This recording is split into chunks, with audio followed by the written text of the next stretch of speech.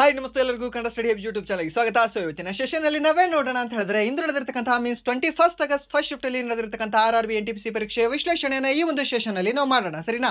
So ಹಾಗಾದ್ರೆ ಬನ್ನಿ ವಿಡಿಯೋನ ಸ್ಟಾರ್ಟ್ ಮಾಡೋಣ. ವಿಡಿಯೋ ಸ್ಟಾರ್ಟ್ ಮಾಡೋಕ್ಕಿಂತ ಮುಂಚೆ ವಿಡಿಯೋ ಕೊನೆವರೆಗೂ ನೋಡಿ ಅಂತ ಹೇಳ್ತಾ, ಹಾಗೆ ವಿಡಿಯೋ ಕೊನೆವರೆಗೂ ನೋಡಿದ ನಂತರ ವಿಡಿಯೋ ಇಷ್ಟ ಆದರೆ ಪ್ಲೀಸ್ ವಿಡಿಯೋನ ಲೈಕ್ ಮಾಡಿ, ಸಬ್ಸ್ಕ್ರೈಬ್ ಮಾಡಿ. ಇಫ್ ನಿಮಗೆ ವಿಡಿಯೋ ಇಷ್ಟ ಆಗಲಿಲ್ಲ ಅಂದರೆ ಸೊ ಆಬ್ವಿಯಸ್ಲಿ ಡಿಸ್ಲೈಕ್ ಮಾಡಿ ಅಂತ ಹೇಳ್ತಾ ಮೊದಲ ಪ್ರಶ್ನೆ, ಭಾರತದ 52ನೇ ಮುಖ್ಯ ನ್ಯಾಯಮೂರ್ತಿ ಯಾರು ಅಂತ ಕೇಳಿದ್ದಾರೆ. ಸೊ ಆಪ್ಷನ್ ಏನು ಕೊಟ್ಟಿದ್ದಾರೆ? ಆಪ್ಷನ್ ಎ ನ್ಯಾಯಮೂರ್ತಿ ಸಂಜೀವ್ ಖನ್ನಾ, ಆಪ್ಷನ್ ಬಿ ನ್ಯಾಯಮೂರ್ತಿ DY ಚಂದ್ರಚೂಡ, ಆಪ್ಷನ್ ಸಿ ನ್ಯಾಯಮೂರ್ತಿ ಭೂಷಣ್ ರಾಮಕೃಷ್ಣ ಗವಾಯಿ, ಆಪ್ಷನ್ ಡಿ ನ್ಯಾಯಮೂರ್ತಿ KJ ಬಾಲಕೃಷ್ಣನ್ ಅಂತ ಕೊಟ್ಟಿದ್ದಾರೆ. ಸೊ ಇದಕ್ಕೆ ಸರಿಯಾದ ಉತ್ತರ ಯಾವುದಾಗುತ್ತೆ ಅಂತ ಹೇಳ್ಬೋದಾ? ಸೊ ಇದಕ್ಕೆ ಯಾರಾದರೂ ನೀವು ರಾಂಗ್ ಆನ್ಸರ್ ಮಾಡಿದರೆ ಸರಿ ಇರಲ್ಲ, ಸರಿನಾ? ಯಾಕೆ ಅಂತಂದರೆ ಈ ಕ್ವಶನ್ ನಿಮಗೆ ಫುಲ್ ಟ್ರೆಂಡಿಂಗಲ್ಲಿರೋ ಕ್ವಶನು, ಅದಾದ ನಂತರ ನಿಮ್ಮ ಕ್ವಶನ್ ಇದು ಟ್ರೆಂಡಿಂಗು ಕರೆಂಟ್ ಅಫೇರ್ಸ್ ನೀವು ನೋಡೇ ಇಲ್ಲ ಅಂದರೂ ಕೂಡ ನಾನೇ ನಿಮಗೆ ಸಾಕಷ್ಟು ಸರಿ ಹೇಳಿದ್ದೀನಿ. ಯಾರು? ಸೊ ಅದಕ್ಕೆ ಸರಿಯಾದ ಉತ್ತರ ಯಾವುದಾಗುತ್ತೆ ಅಂದರೆ BR ಗವಾಯಿ ಅಥವಾ ಭೂಷಣ್ ರಾಮಕೃಷ್ಣ ಗವಾಯಿ ಅಂತ ಹೇಳ್ತೀವಿ, ಸರಿನಾ? ಸೊ ಇದು ಈಸಿ ಕ್ವಶನ್ ಕೇಳಿದ್ದಾನೆ. ಬಟ್ ನಿಮಗೆ ಏನಾದರೂ 51ನೇ ಮುಖ್ಯ ನ್ಯಾಯಮೂರ್ತಿ ಅಂತ ಕೇಳಿದಾಗ ಅವಾಗ ನೀವು ಏನಂತ ಹೇಳಬೇಕಾಗಿತ್ತು? ಸಂಜೀವ್ ಖನ್ನಾ ಅಂತ ಹೇಳಬೇಕಾಗಿತ್ತು. ಎಷ್ಟನೇದು? 51ನೇ ಮುಖ್ಯ ನ್ಯಾಯಮೂರ್ತಿ. ನಮ್ಮ ಭಾರತದ 51ನೇ ಮುಖ್ಯ ನ್ಯಾಯಮೂರ್ತಿ ಯಾರು ಅಂತ ನೋಡೋದಾದ್ರೆ ಸಂಜೀವ್ ಖನ್ನಾ ಅವರು. ಆ್ಯಂಡ್ ದೆನ್ 52ನೇ ಮುಖ್ಯ ನ್ಯಾಯಮೂರ್ತಿ ಯಾರು ಅಂತ ನೋಡೋದಾದ್ರೆ ಈ ಭೂಷಣ್ ರಾಮಕೃಷ್ಣ ಗವಾಯಿ ಅವರು. ಆ್ಯಂಡ್ ದೆನ್ 50ನೇ ನ್ಯಾಯಮೂರ್ತಿ, ಹಾಫ್ ಸೆಂಚುರಿ ನ್ಯಾಯಮೂರ್ತಿ ಯಾರು ಅಂತ ನೋಡಿದ್ರೆ ಅವಾಗ ನೀವು ಹೇಳಬೇಕಾಗುತ್ತೆ DY ಚಂದ್ರಚೂಡ ಅಂತ ಹೇಳಬೇಕಾಗುತ್ತೆ, ಸರಿನಾ? ಸೊ ಮೂರೂರ್ದು ನೆನ್ಪಿಟ್ಕೊಳ್ಳಿ. ಸೊ ನಿಮಗೆ ಸೆಂಟ್ರಲ್ ಗೌರ್ಮೆಂಟಲ್ಲಿ ಈ ರೀತಿ ಏನು ಕೇಳಲ್ಲ, ಮೀನ್ಸ್ ಆರ್ಡ್ರಲ್ಲಿ ಕೇಳೋದಿಲ್ಲ. ಬಟ್ ಸ್ಟೇಟ್ ಗೌರ್ಮೆಂಟು ಮತ್ತು ನೀವು ಬೇರೆ ಯಾವುದಾದ್ರು ಈ KPSC ಅದು ಇದು ವಗೇರೆ ಎಕ್ಸಾಮ್ ಬರೆದ್ರೆ ಸೊ ನಿಮಗೆ ಕೇಳ್ತಾನೆ, ಸರಿನಾ? ಸೊ ಅರೇಂಜ್ ಮಾಡು ಅಂತ ನಿಮ್ಗೆ ಹೇಳ್ತಾನೆ, ಕಾಲಾನುಕ್ರಮದಲ್ಲಿ ಅವರನ್ನು ಜೋಡಿಸಿ ಅಂತ ಹೇಳ್ತಾನೆ, ಸರಿನಾ? ಸೊ ನೀವು ನೋಡಿರ್ಬೋದು ಲಾಸ್ಟ್ KS ಎಕ್ಸಾಮಲ್ಲಿ ನಮ್ಮ ಹೈಕೋರ್ಟ್ನ ಮುಖ್ಯ ನ್ಯಾಯಮೂರ್ತಿಗಳನ್ನು ಜೋಡಿಸಿ ಅಂತ ಕೊಟ್ಟಿದ್ದ, ಮೀನ್ಸ್ ಪಾಸ್ ಆಗಲೇಬಾರ್ದು ಅಂತ ಕೊಟ್ಟಿದ್ದ. ಬಟ್ ಇಲ್ಲಿ ನಿಮಗೆ ಈಸಿಯಾಗಿ ಗೊತ್ತಾಗುತ್ತೆ, ಯಾಕೆಂದರೆ ರೀಸೆಂಟಾಗಿ 1 ಇಯರಲ್ಲೇ ಇವರೆಲ್ಲರೂ ಕೂಡ ಚೇಂಜ್ ಆಗಿದ್ದಾರಲ್ವ. 3 ಜನನೂ ಕೂಡ ನಾವು ಲಾಸ್ಟ್ 9 ಮಂತಲ್ಲಿ 3 ಜನರು ಕೂಡ ನಾವು ನೋಡಿದ್ದೀವಿ, ಸರಿನಾ? ಲಾಸ್ಟ್ ಅಕ್ಟೋಬರಲ್ಲಿ ಇವರಿದ್ದರು, ಸಾರಿ ಈ DY ಚಂದ್ರಚೂಡ ಇದ್ರು, ನವೆಂಬರಲ್ಲಿ ಇವ್ರು ಬಂದರು ಸಂಜೀವ್ ಖನ್ನಾ, ಆ್ಯಂಡ್ ದೆನ್ ಮೇದಲ್ಲಿ ಇವ್ರು ಇದ್ದಾರೆ. ಸೊ ಪ್ರಸ್ತುತ ಕೂಡ ಇವರೇ ಇದ್ದಾರೆ. ಸೊ ನೆನ್ಪಿಟ್ಕೊಳ್ಳಿ, ಕೇಳಬಹುದು. ಆ್ಯಂಡ್ ದೆನ್ ನೆಕ್ಸ್ಟ್ ಪ್ರಶ್ನೆ ಏನಿದೆ ಅಂತ ನೋಡೋದಾದ್ರೆ Ctrl+Tab ಶಾರ್ಟ್ಕಟ್ ಕೀಯನ್ನು ಯಾವುದಕ್ಕಾಗಿ ಬಳಸಲಾಗುತ್ತದೆ ಅಂತ ಕೇಳಿದ್ದಾರೆ. ಸೊ ಇದನ್ನು ಬಳಸೋದು ಯಾವುದಕ್ಕೆ? ನಾವು ಯಾವುದೇ ಒಂದು ಸಾಫ್ಟ್ವೇರ್ ಅಥವಾ ಬ್ರೌಸರ್ನಲ್ಲಿ ತೆರೆದ ಟ್ಯಾಬ್ಗಳ ನಡುವೆ ಬದಲಾಯಿಸಲು, ಸರಿನಾ? ಇವಾಗ ಶಿಫ್ಟ್ ಮಾಡ್ತೀವಲ್ಲ ನಾವು ಟ್ಯಾಬ್ಗಳನ್ನು, ಈ ಟ್ಯಾಬಿಂದ ಆ ಟ್ಯಾಬ್ಗೆ ಹೋಗೋದು, ಆ ಟ್ಯಾಬಿಂದ ಈ ಟ್ಯಾಬ್ಗೆ ಹೋಗೋದು. ಸೊ ಅದನ್ನು ನಾವು ಮಾಡೋಕ್ಕೆ Ctrl+Tab ನಾವು ಬಳಸ್ತೀವಿ, ಸರಿನಾ? ಸೊ ಅದೇ ಒಂದು ಕೀಬೋರ್ಡ್ ಏನಿದೆ ಅಲ್ವಾ, ನಿಮ್ಮ ಮೊಬೈಲ್ಗೆ ಕನೆಕ್ಟ್ ಮಾಡಿ, ಒಂದು ಕನೆಕ್ಟರ್ ಹತ್ರ ಕನೆಕ್ಟ್ ಮಾಡಿಕೊಂಡು Ctrl+Tab ಕ್ಲಿಕ್ ಮಾಡಿ. ಏನು ಬರುತ್ತೆ ಒಂದು ಸರಿ ನೋಡಿ, ಇಲ್ಲ ಅಂತಂದರೆ ನಿಮಗೆ ಗೊತ್ತಿದ್ದರೆ ಕಮೆಂಟ್ ಮಾಡಿ. ಕಮೆಂಟ್ ಏನು ಮಾಡೋದಬೇಕಾಗಿಲ್ಲ, ಮುಂದೆ ಕ್ವಶನ್ ಕೇಳ್ತೀನಿ, ಅದನ್ನು ಮಾಡಬೇಡಿ, okay? Sorry. And then next ಪ್ರಶ್ನೆ ಏನಿದೆ ಅಂತ ನೋಡಿದ್ರೆ ಈ ಕೆಳಗಿನ ಯಾವ ಅಂಶ ಪ್ರೋಟೀನ್ಗಳಲ್ಲಿ ಕಂಡು ಬರೋದಿಲ್ಲ ಅಂತ ಕೇಳಿದ್ದಾನೆ, ಸರಿನಾ? ಪ್ರೋಟೀನಲ್ಲಿ ಯಾವ್ದು ಕಂಡು ಬರುತ್ತೆ? ಪ್ರೋಟೀನಲ್ಲಿ ಕಂಡು ಬರೋದು ನಮಗೆ ಮೊದಲು ಗೊತ್ತಿರಬೇಕಲ್ವಾ. ಸೊ ಪ್ರತಿಯೊಂದರಲ್ಲೂ ಕೂಡ ಕಂಡು ಬರೋದು ಯಾವುದು ಅಂದರೆ ಕಾರ್ಬನ್ ಕಂಡು ಬರುತ್ತೆ. ಸೊ ಹಾಗಾದರೆ ಪ್ರೋಟೀನಲ್ಲೂ ಕೂಡ ಕಂಡು ಬರ್ಬೋದು, ಓಕೆ? ಕಂಡು ಬರುತ್ತೆ.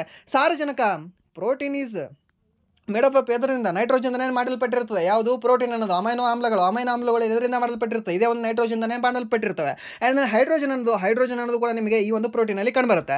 ಬಟ್ ಪೊಟ್ಯಾಷಿಯಂ ಅನ್ನೋದು ಅಥವಾ ರಂಜಕ ಅನ್ನೋದು ಈ ಒಂದು ಪ್ರೋಟೀನ್ಗಳಲ್ಲಿ ಕಂಡು ಬರುವುದಿಲ್ಲ, ಸರಿನಾ? ಪ್ರೋಟೀನ್ಗಳಲ್ಲಿ ಕಂಡುಬರ್ತಕ್ಕಂತಹ ಪ್ರಮುಖ ಅಂಶ ಯಾವುದು ಅಂದರೆ ನೈಟ್ರೋಜನ್ ಅನ್ನೋದು, ಸರಿನಾ? ಬಟ್ ಇಲ್ಲಿ ಕಂಡು ಬರದೇ ಇರತಕ್ಕಂಥದ್ದು ಯಾವುದು ಅಂತ ನೋಡೋದಾದ್ರೆ ಈ ಒಂದು ಪೊಟ್ಯಾಷಿಯಂ ಅಥವಾ ರಂಜಕ ಅಂತ ನಾವು ಹೇಳ್ತೀವಿ. ಆ್ಯಂಡ್ ನೆಕ್ಸ್ಟ್ ಪ್ರಶ್ನೆ ಏನಿದೆ ಅಂತ ನೋಡೋದಾದ್ರೆ, ಓಕೆ, ಇನ್ನೊಂದು ನಿಮಗೆ ಏನಂತ ಹೇಳ್ತೀವಿ ನಾವು? ಪ್ರೋಟೀನ್ಗಳು ಅಮೈನೋ ಆಮ್ಲಗಳಿಂದ ಮಾಡಲ್ಪಟ್ಟಿವೆ ಅಂತ ಹೇಳ್ತೀವಿ, ಸರಿನಾ? Proteins are made up of amino acids ಅಂತ. ಆ್ಯಂಡ್ ನೆಕ್ಸ್ಟ್ ಪ್ರಶ್ನೆ ಏನಿದೆ ಅಂತಂದರೆ ವರ್ಲ್ಡ್ ಆಫ್ಟರ್ ಗಾಜಾ ಪುಸ್ತಕವನ್ನು ಬರೆದವರು ಯಾರು ಅಂತ. ಸೊ ಇದು ಕರೆಂಟ್ ಅಫೇರ್ಸ್, ನೀವು ಏನಾದರೂ ಇಂಟರ್ನ್ಯಾಷನಲ್ ಕರೆಂಟ್ ಅಫೇರ್ಸು, ಒಟ್ಟಿನಲ್ಲಿ ಬುಕ್ ಕರೆಂಟ್ ಅಫೇರ್ಸು ಏನಾದರೂ ಓದಿದರೆ ಈ ಕ್ವಶನ್ ನೀವು ಸಾಕಷ್ಟು ಸರಿ ಓದಿರ್ತೀರಾ. ಯಾಕಂದರೆ ಈ ಕ್ವಶನ್ನು ಇಂಪಾರ್ಟೆಂಟ್ ಕ್ವಶನು, ಮತ್ತು ಈ ಕ್ವಶನು ಭಾಳ ಇಂಟರ್ನ್ಯಾಷನಲಲ್ಲಿ ನ್ಯೂಸಲ್ಲಿತ್ತು. ಯಾವುದು? ವರ್ಲ್ಡ್ ಆಫ್ಟರ್ ಗಾಜಾ ಅನ್ನೋ ಪುಸ್ತಕ, ಸರಿನಾ? ಇದನ್ನು ಬರೆದವರು ಯಾರು ಅಂತಂದರೆ ಪಂಕಜ್ ಮಿಶ್ರಾ ಅನ್ನೋರು. ಈ ಕ್ವಶನ್ ರಿಪೀಟೆಡ್ ಕ್ವಶನ್, ಇದು ಸೆಂಟ್ರಲ್ ಗೌರ್ಮೆಂಟಲ್ಲಿ ರಿಪೀಟೆಡ್ ಕ್ವಶನ್ ಆಗಿದೆ. ಯಾವುದು? ಈ ಪಂಕಜ್ ಮಿಶ್ರಾ ಅನ್ನೋದು, ಸರಿನಾ? ನೆನ್ಪಿಟ್ಕೊಳ್ಳಿ. ವರ್ಲ್ಡ್ ಆಫ್ಟರ್ ಗಾಜಾ ಪುಸ್ತಕವನ್ನು ಬರೆದಿರತಕ್ಕಂತಹ ವ್ಯಕ್ತಿ ಯಾರು ಅಂತಂದರೆ ಪಂಕಜ್ ಮಿಶ್ರಾ ಅನ್ನೋರು. World after Gaza Pankaj Mishra, Pankaj, ಸರಿನಾ? ಇಲ್ಲಿ ವರ್ಲ್ಡ್ ಆಫ್ಟರ್ ಗಾಜಾ ಯಾಕೆ ಹೇಳ್ತಾ ಇದ್ದೀನಿ ಅಂದರೆ ಈ ಕ್ವಶನ್ ಬರುತ್ತೆ, ಪಕ್ಕ ಬಂದೇ ಬರುತ್ತೆ ಮುಂದೆ. ಆ್ಯಂಡ್ ನೆಕ್ಸ್ಟ್ ಪ್ರಶ್ನೆ ಏನಿದೆ ಅಂತ ನೋಡೋದಾದ್ರೆ ರಾಷ್ಟ್ರೀಯ ವಿಪತ್ತು ನಿರ್ವಹಣಾ ಪ್ರಾಧಿಕಾರ, ನ್ಯಾಷನಲ್ ಡಿಸಾಸ್ಟರ್ ಮ್ಯಾನೇಜ್ಮೆಂಟ್ ಅಥಾರಿಟಿ ಯಾವಾಗ ಸ್ಥಾಪನೆ ಆಯಿತು ಅಂತ ಕೇಳಿದರೆ ಇದು ಸ್ಥಾಪನೆ ಆಗಿರೋದು 2006ರಲ್ಲಿ. ಯಾವ ಒಂದು ಕಾಯ್ದೆಯ ಮೂಲಕ ಇದು ಸ್ಥಾಪನೆ ಆಗುತ್ತೆ ಅಂತಂದರೆ ನ್ಯಾಷನಲ್ ಡಿಸಾಸ್ಟರ್ ಮ್ಯಾನೇಜ್ಮೆಂಟ್ ಆ್ಯಕ್ಟಿನ ಮೂಲಕ ಈ ಒಂದು ಅಥಾರಿಟಿ ಸ್ಥಾಪನೆ ಆಗುತ್ತೆ. ಯಾವೊಂದು ವರ್ಷ? 2006ರಲ್ಲಿ ಇದು ಸ್ಥಾಪನೆ ಆಗುತ್ತೆ. ಸ್ಥಾಪನೆ ಆಗೋಕ್ಕಿಂತ ಮುಂಚೆ ಆ ಕಾಯ್ದೆ ಬಂದಿರೋದು ಯಾವಾಗ ಅಂದರೆ 2005ರಲ್ಲಿ ಕಾಯ್ದೆ ಬಂದಿದೆ. ಸೊ ಟೋಟಲಿ 20 ವರ್ಷ ಆಗಿದೆ. ಸೊ ಅದಕ್ಕೆ ಪ್ರಶ್ನೆನ ಕೇಳಿದಾನೆ, ನೆನ್ಪಿಟ್ಕೊಳ್ಳಿ. ಸೊ ನಿಮ್ಗೆ ಏನಾದರೂ ಆ್ಯಕ್ಟ್ ಅಂತ ಕೇಳಿದರೆ, ನ್ಯಾಷನಲ್ ಡಿಸಾಸ್ಟರ್ ಮ್ಯಾನೇಜ್ಮೆಂಟ್ ಆ್ಯಕ್ಟ್ ಅಂತ ಕೇಳಿದರೆ ಅವಾಗ ನೀವು ಹೇಳಬೇಕಾಗಿರೋದು 2005. ನ್ಯಾಷನಲ್ ಡಿಸಾಸ್ಟರ್ ಮ್ಯಾನೇಜ್ಮೆಂಟ್ ಅಥಾರಿಟಿ ಅಂತ ಕೇಳಿದ್ರೆ ಅವಾಗ ನೀವು ಹೇಳಬೇಕಾಗಿರೋದು 2006, ಸರಿನಾ? ಆ್ಯಂಡ್ ನೆಕ್ಸ್ಟ್ ಪ್ರಶ್ನೆ ಏನಿದೆ ಅಂತಂದರೆ ಭಾರತದಲ್ಲಿ ಹಸಿರು ಕ್ರಾಂತಿಯನ್ನು ಯಾವ ಪಂಚವಾರ್ಷಿಕ ಯೋಜನೆಯಲ್ಲಿ ಜಾರಿಗೆ ತರಲಾಯಿತು? ಕ್ವಶನ್ ಈಸಿನೇ ಇದೆ ನೋಡಿ, ಈ ಕ್ವಶನ್ ಇದು ಈಸಿ ಇದೆ, ಸರಿನಾ? ಈ ಕ್ವಶನ್ ನೀವು ನಾರ್ಮಲಿ ಇದನ್ನು ಗೊತ್ತಿರುತ್ತೆ ನಿಮಗೆ, ಸರಿನಾ. ಆ್ಯಂಡ್ ದೆನ್ ಇದು ವರ್ಲ್ಡ್ ಆಫ್ಟರ್ ಗಾಜಾ. ನೀವು ಸ್ವಲ್ಪ ಏನಾದರೂ ಹಳೆ ಕ್ವಶನ್ ಪೇಪರ್ನ ಸ್ವಲ್ಪ ಟಚಲ್ಲಿ ಇಟ್ಕೊಂಡಿದ್ರೆ ಲಾಸ್ಟ್ 1 ಇಯರ್ ಕರೆಂಟ್ ಅಫೇರ್ಸ್ ಕ್ವಶನ್ಗಳನ್ನು, ಅಥವಾ ಇಲ್ಲ ಅಂತಂದರೆ last 1 year central government question ಪೇಪರ್ಗಳನ್ನು, ಇದು ನಿಮಗೆ ಈಸಿ ಇದೆ. ಆ್ಯಂಡ್ ದೆನ್ ಈ ಕ್ವಶನ್ ಏನಿದೆ ಅಲ್ವಾ, ಇದು ಡಮ್ಮಿ ಕ್ವಶನ್. ಇದರಲ್ಲಿ ನಿಮ್ಗೆ ನಾರ್ಮಲ್ ಗೊತ್ತಾಗೇ ಆಗುತ್ತೆ ಯಾವುದಿದೆ ಯಾವುದಿಲ್ಲ ಅಂತ, ಎಲಿಮಿನೇಟ್ ಮೆಥಡಲ್ಲಿ. ಆ್ಯಂಡ್ ದೆನ್ ನೆಕ್ಸ್ಟ್ ಪ್ರಶ್ನೆ, ಈ ಕ್ವಶನ್ ಕೂಡ ಯಾವುದಿದೆ, ಹಸಿರು ಕ್ರಾಂತಿ ಯಾವ ಒಂದು ಪಂಚವಾರ್ಷಿಕ ಯೋಜನೆಯಲ್ಲಿ ಜಾರಿಗೆ ತರಲಾಯಿತು ಅಂತ. ಸೊ ನಾವು 60ರ ದಶಕ ಅಂತ ಹೇಳ್ತೀವಿ, ಮೀನ್ಸ್ 1960ರ ದಶಕ. ಸೊ ಸ್ಪೆಷಲಿ ನಾವು ಏನಾದರೂ ಇಯರೇ ಕೇಳಿದ್ರೆ ಅವಾಗ ಅಂತ ಹೇಳ್ತೀವಿ 1967ರಿಂದ 69ರವರೆಗೂ, ಅಥವಾ 66ರಿಂದ 67ರವರೆಗೂ ಅಂತ ನಾವು ಹೇಳ್ತೀವಿ, ಸರಿನಾ.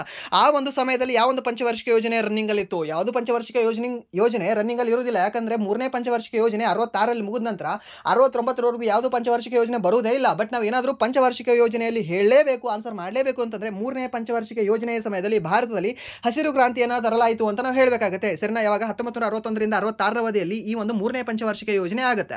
ಬಟ್ ಈ 3ನೇ ಪಂಚವಾರ್ಷಿಕ ಯೋಜನೆ ಸಕ್ಸಸ್ ಆಯ್ತಾ ಫೇಲ್ಯೂರ್ ಆಯ್ತಾ ಅಂತ ನೋಡಿದ್ರೆ ಫೇಲ್ಯೂರ್ ಆಗುತ್ತೆ. ಯಾಕೆ ಅಂದರೆ ಚೀನಾದವರು ಯುದ್ಧ ಮಾಡ್ತಾರೆ, ಪಾಕಿಸ್ತಾನದವರು ಯುದ್ಧ ಮಾಡ್ತಾರೆ, ಸರಿನಾ.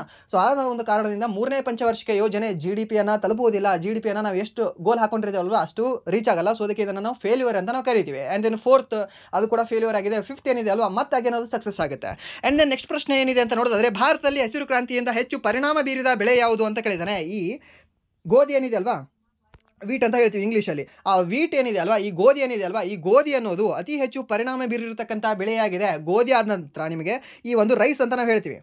ಭತ್ತ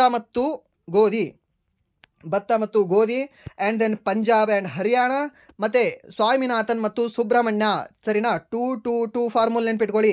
2 ಬೆಳೆಗಳು ಯಾವುದು? ಗೋಧಿ ಮತ್ತು ಭತ್ತ. 2 ರಾಜ್ಯಗಳು ಯಾವುದು? ಪಂಜಾಬ್ ಮತ್ತು ಹರಿಯಾಣ.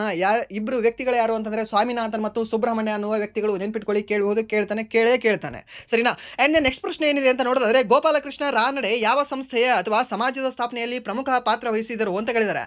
ಅವರೇ ಸ್ಥಾಪನೆ ಮಾಡಿಲ್ಲ, ಬಟ್ ಅವರು ಯಾವ ಒಂದು ಸ್ಥಾಪನೆ ಮಾಡಿರ್ತಕ್ಕಂಥ ಒಂದು ಸಂಸ್ಥೆಯಲ್ಲಿ ಭಾಗವಹಿಸಿದ್ದಾರೆ ಅಂತ ಕೇಳಿದ್ದಾನೆ, ಸರಿನಾ. ಇದು ಸರಿಯಾದ ಉತ್ತರ ಯಾವುದಾಗುತ್ತೆ ಅಂದರೆ ಪ್ರಾರ್ಥನಾ ಸಮಾಜ ಅನ್ನೋದಾಗುತ್ತೆ. ಪ್ರಾರ್ಥನಾ ಸಮಾಜವನ್ನು ಕಟ್ಟಿರ್ತಕ್ಕಂಥ ವ್ಯಕ್ತಿ ಆತ್ಮಾರಾಮ್ ಪಾಂಡುರಂಗನವರೇ ಇದ್ದರೂ ಕೂಡ ಅದಕ್ಕೆ ಅತಿ ಹೆಚ್ಚು ದುಡಿದವರು ಯಾರು ಅಂತ ನೋಡೋದಾದರೆ ಈ ಗೋಪಾಲಕೃಷ್ಣ ರಾನಡೆ ಅಂತ ಹೇಳ್ತೀವಿ, ಅಥವಾ MG ರಾನಡೆ ಅಂತ ನಾವು ಶಾರ್ಟ್ಕಟ್ ಆಗಿ ಹೇಳ್ತೀವಿ, ಸರಿನಾ. ಗೋಖಲೆ ಅಲ್ಲ, ರಾನಡೆ. ಆ್ಯಂಡ್ ದೆನ್ ಇದು ಯಾವಾಗ ಸ್ಥಾಪನೆ ಆಯಿತು? 1867ರಲ್ಲಿ ಈ ಒಂದು ಸಂಸ್ಥೆ ಸ್ಥಾಪನೆ ಆಗುತ್ತೆ. ಮಾರ್ಚ್ 31, 1867ರಲ್ಲಿ ಬಾಂಬೆಯಲ್ಲಿ. ಇಲ್ಲಿ ನಿಮಗೆ ಇದೇನು ಬೇಕಾಗಿಲ್ಲ, ಬಟ್ ಇದನ್ನ ನೆನ್ಪಿಟ್ಕೊಳ್ಳಿ, ಒಂದು ವರ್ಷ ಮತ್ತು ಯಾವ ಒಂದು ಸಿಟಿಯಲ್ಲಿ ಸ್ಥಾಪನೆ ಆಯಿತು? ಬಾಂಬೆಯಲ್ಲಿ ಇದು ಸ್ಥಾಪನೆ ಆಗುತ್ತೆ, ಸರಿನಾ. ಬಾಂಬೆ ಅಂದರೆ ಈಗಿನ ಒಂದು ಮುಂಬೈಯಲ್ಲಿ ಇದು ಸ್ಥಾಪನೆ ಆಗುತ್ತೆ. ಆ್ಯಂಡ್ ದೆನ್ ಇದರಲ್ಲಿ ಮತ್ತೆ ಬೇರೆ ಯಾವ ವ್ಯಕ್ತಿಗಳು ಪ್ರಮುಖ ಪಾತ್ರವನ್ನು ವಹಿಸ್ಕೊಳ್ತಾರೆ ಅಂತಂದರೆ Mahadev Govind Ranade and then RG Bhandarkar. ಈ ವ್ಯಕ್ತಿಗಳು ಕೂಡ ಇದರಿಂದನೇ ಗುರುತಿಸ್ಕೊಳ್ತಾರೆ. ಯಾವುದರಿಂದ? ಈ ಪ್ರಾರ್ಥನಾ ಸಂಸ್ಥೆಯಿಂದ ಗುರುತಿಸ್ಕೊಳ್ತಾರೆ. ನೆನ್ಪಿಟ್ಕೊಳ್ಳಿ, ಕೇಳ್ತಾನೆ. ಆ್ಯಂಡ್ ದೆನ್ ನೆಕ್ಸ್ಟ್ ಪ್ರಶ್ನೆ ಏನಿದೆ ಅಂತ ನೋಡೋದಾದರೆ, ಜೈನ ಮತ್ತು ಬೌದ್ಧ ಧರ್ಮಗಳ ಉದಯದ ಸಮಯದಲ್ಲಿ ಯಾವ ಭಾಷೆಯು ಅವನತಿ ಸಂಭವಿಸಿತು ಅಂತ ಕೇಳಿದ್ದಾನೆ. ಯಾವ ಭಾಷೆ ಅವನತಿ ಹೊಂದುತ್ತದೆ? ಪಾಲಿ ಭಾಷೆ ಅವನತಿ ಹೊಂದುವುದಿಲ್ಲ. ಪಾಲಿ ಭಾಷೆ ಆ್ಯಕ್ಚುಲಾಗಿ ಇದನ್ನು ರೈಸ್ ಆಗ್ತದೆ. ಆ್ಯಂಡ್ ದೆನ್ ಪ್ರಾಕೃತ ಭಾಷೆ ಇದು ಕೂಡ ರೈಸ್ ಆಗುತ್ತೆ. ಆ್ಯಂಡ್ ದೆನ್ ಅಪಭ್ರಂಶ ಇದೇನಿಲ್ವಾ, ಇದು ಆದ ನಂತರ ಸಂಸ್ಕೃತ ಭಾಷೆ ಏನಿದೆ ಅಲ್ವಾ ಅದರದ್ದು ಡಿಕ್ಲೈನ್ ಸ್ಟಾರ್ಟ್ ಆಗುತ್ತೆ, ಅದರ ಒಂದು ಅವನತಿ ಸ್ಟಾರ್ಟ್ ಆಗುತ್ತೆ. ನೆನ್ಪಿಟ್ಕೊಳ್ಳಿ. ಈ ಪಾಲಿ ಭಾಷೆ ಯಾವ ಧರ್ಮದ ಭಾಷೆಯಾಗಿದೆ ಅಂತ ಕೇಳಿದ್ರೆ ಯಾವುದಂತ ಹೇಳ್ತೀರಾ? ಹೇಳ್ಬೋದಾ? ಬೌದ್ಧ ಧರ್ಮದ, ಸರಿನಾ. ಬೌದ್ಧ ಧರ್ಮದ ಭಾಷೆ ಯಾವುದು ಅಂದರೆ ಪಾಲಿ ಭಾಷೆ. ಜೈನ ಧರ್ಮದ ಭಾಷೆ ಯಾವುದು ಅಂದರೆ ಪ್ರಾಕೃತ ಭಾಷೆ.